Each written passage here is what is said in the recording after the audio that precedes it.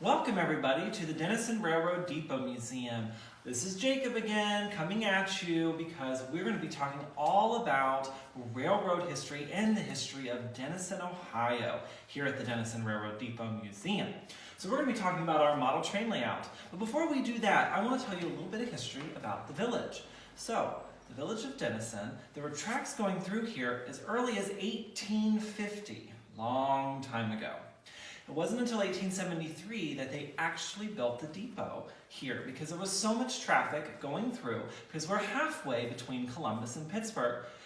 It takes 100 miles for one steam engine to go on a tank of water. So this was a water stop. Actually, technically, you're slightly closer to Pittsburgh, but you have to go through mountains. So it takes about the same amount of time. So between the two major cities, this actually became a major hub. We were the second largest shops on the Pennsylvania Railroad line, second only to Altoona. We had over 22 passenger trains a day. That's a lot of people stopping in this tiny little town. Now what you're seeing now is the Dennison Depot. As I said earlier in the video, the building was built in 1873, built in that Queen Anne Victorian style. Absolutely gorgeous building. Now, if you've ever been to the depot, when you walk into the front doors, you will see that we have a lobby.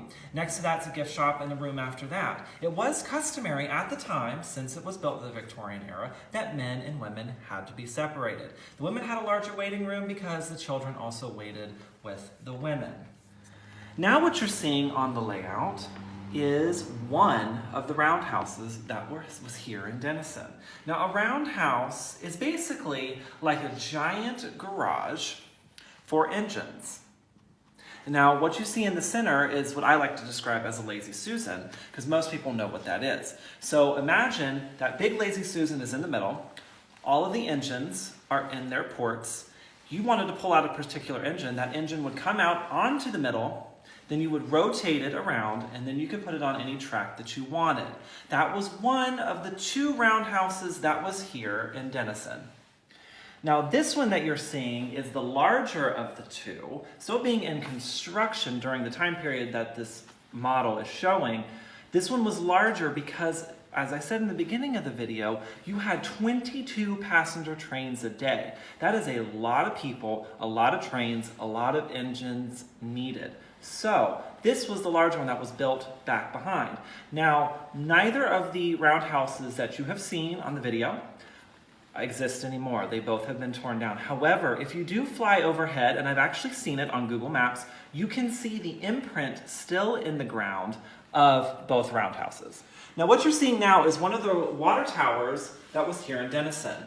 Now there are several ingredients that you need to have to run a steam engine. One of them is water, the other one is coal, the other one is heat. When you burn coal, you create heat. Inside the tank of the steam engine is water. When you heat up water, steam is created. When steam is created, that creates energy, and that is how a steam engine runs. This was one of the many water towers that was needed here in Dennison. Again, 22 passenger trains a day, you needed a lot of water. Now, what you're seeing on the layout now is one of the sand towers that was here in Dennison. Sand was very important because when it gets icy, or if oil gets on the tracks, things get very slippery. Sand is one of the most important things that you need on the tracks so that you get traction.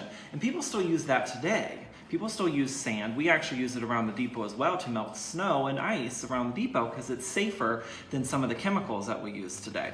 So sand towers were actually very important for traction on the rail when they needed it. Now what you're seeing is the overhead bridge. Unfortunately, I wish it was still here. Unfortunately, it is gone. It actually was hit by a steam locomotive, a freight train, and actually tore it down in 1917. All right, so as you're seeing in the picture now, we're on a bird's eye view of our model train layout as one of our passenger trains will be going by in just a second. You see the depot there in the picture, in the frame. Now, my camera lady is going to actually do a pan of the entire grounds that was here at one time. What's very sad, ladies and gentlemen, boys and girls, is that the only building that still exists from that time period, over 40 acres of land, The only building that still exists is the one we are standing in right now, just the depot. Now, some of the residential homes are still around, but when it comes to the actual railroad buildings, the only one that is still left is the Dennison Depot. I hope you guys enjoyed our video today of our model train display and learned a little bit about railroad history. Tune in and see us again later for more videos and some fun readings later on. Thank you.